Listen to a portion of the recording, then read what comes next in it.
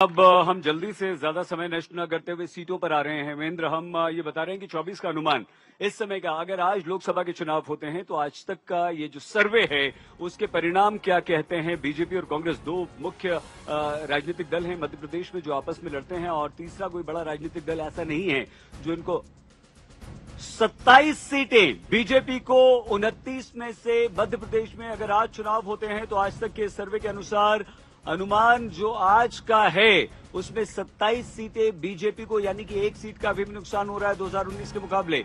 यहां पिछली बार इस समय जो मौजूदा है वो 28 है, लेकिन एक सीट का नुकसान हो कांग्रेस को। एक सीट के बदले जो छिंदवाड़ा है कमलनाथ के बेटे निकुलनाथ की, वहां एक और सीट जुड़ रही है।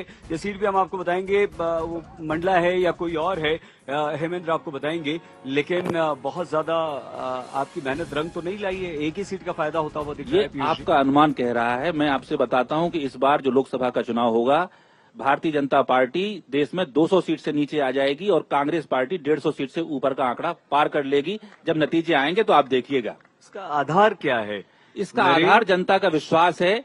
और आप ये देखिए, मध्य प्रदेश राहुल गांधी पर भी हमें भरोसा है, देश की जनता पर भी भरोसा है और लोकतंत्र पर भी भरोसा है। एक बात आप समझ लीजिए कि ये वो प्रदेश है जहां कुछ दिन पहले पटवारी घोटाला होता है और आज उसकी जांच रिपोर्ट सामने नहीं रखी जा रही है। जहां 2 दिन पहले इतना बड़ा ब्लास्ट हो जाता है, कितने लोग मारे जाते हैं, अब निकल के आ रहा है कि जिन अधिकारियों ने गड़बड़ी की थी उन्हें आगे बढ़ाया गया है।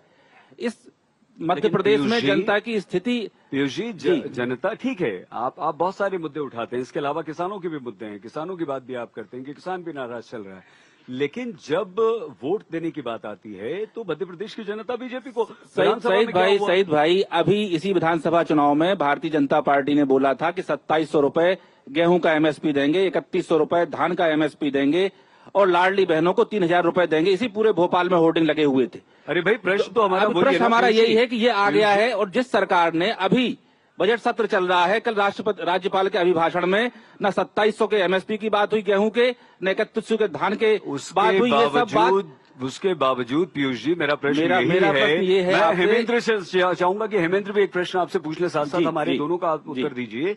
उसके बाद भी इतना सब कुछ होने के बाद आप लोगों के कहने का आशय हुआ कि मध्य प्रदेश की जनता अपने पांव पर कुल्हाड़ी पटकने के लिए तैयार है। जब सामने मोदी जी गारंटी देके गए कि मैं 2700 रुपए तुम्हें दूंगा, 3100 दूंगा, और अभी के अभी सरकार बनते ही उससे पलट गए हैं, तो आप क्या समझ रहे हैं इस कृषि प्रधान राज्य में जहां 70% आबादी किसानों की है, वो ये सब नहीं देख रहा है क्या? तो विधानसभा में जो प्रचंड बहुमत मिला वो शिवराज मामा जो हैं उनकी लाडली बहना चल गई। मैं ये नहीं कह सकता। लाडली बहना चली, या सवाल है जी। देखिए, अभी विधानसभा चुनाव में मध्य प्रदेश गया था, विधानसभा चुनाव के परिणाम हमारे सामने हैं जी। उस समय आपकी पार्टी 20 साल लगभग सत्ता से बाहर होने के बाद, तो अभी ऐसा लग रहा है चुनाव के परिणामों से तो गुस्सा कांग्रेस के खिलाफ है। आपकी 18 महीने की सरकार थी, उसमें क्या कोई क्रेडिबिलिटी क्राइसिस था? क्यों आप जनता का विश्वास नहीं जीत पा रहे हैं? हमारी सरकार के सामने कोई क्रेडिबिलिटी क्राइसिस नहीं था। क्राइसिस हिंदुस्तान देख रहा है कि चुने हुए मुख्यमंत्रियों को गिरफ्तार किया जा रहा है, स्थिर सरकारों को तोड़ा जा रहा है, न्यायालय को अपनी बात कहने नहीं दी जा रही है, जनता की आवाजें दबाई जा रही हैं। लद्दाख में जनता खड़ी हुई है, जंतर मंतर पे ईवीएम का विरोध हो रहा है, छत्तीसगढ़ में, झारखंड में आदिवासी विरोध कर रहे हैं। इन सब चीजों की आवाजों को दबाया जाता है, दिखाया नहीं जाता है। और प्रधानमंत्री जी इतने लाचार हो गए हैं, इतने मजबूर हो गए हैं कि बजट पेश कर रही हैं निर्मला सीतारमण, और जवाब वो पंडित नेहरू से मांगने चले जाते हैं। वो अपने बजट को डिफेंड नहीं कर पा रहे हैं, अतीत में घूम रहे हैं। ये हर चुनौती से भागती हुई सरकार है। मैं फिर पूछता हूं कि अगर आपने कहा है इस पूरे भोपाल में 3000 रुपए देने की बात कही थी, तो राज्यपाल के अभिभाषण से 3000 रुपए लाडली बहना को देने की बात क्यों गायब हो रही है? मैं इसलिए पूछता हूं कि जो वादे आपने किए आप उन्हें नहीं निभा रहे हैं।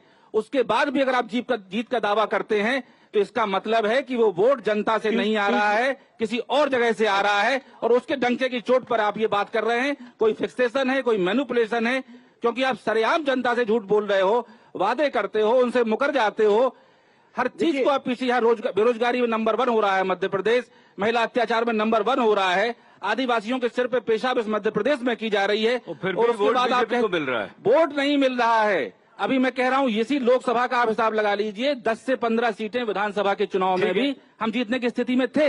इस बात को हम कैसे खारिज कर दें? देखिए पीयूष जी, थोड़ा सा विरोधाभास है आपकी बात में। हेमेंद्र पूछे, आप कह रहे हैं कि आप अगर लोगों विधानसभा के जो चुनाव का जो नतीजे आएंगे उनको एक्स्ट्रापोलेट लोकसभा में किया जाए तो आपकी सीटें बढ़ रही हैं, लेकिन साथ ही साथ आप कह रहे हैं कि मैनिपुलेशन है। अगर मैनिपुलेशन अगर कोई है तो कांग्रेस पार्टी उसको क्यों एक्सपोज नहीं कर पा रही है? सवालों में कह रहा हूं कि विरोधाभास है कि जिस एक तरफ तो मोदी जी कहते हैं कि मोदी गारंटी यानी गारंटी पूरे होने की गारंटी, फिर क्या व्यवस्था है कि बजट सत्र चल रहा है और उसमें आप उस गारंटी से भाग रहे हो, उसकी बात नहीं कह रहे हो। इसका जवाब आप दीजिए।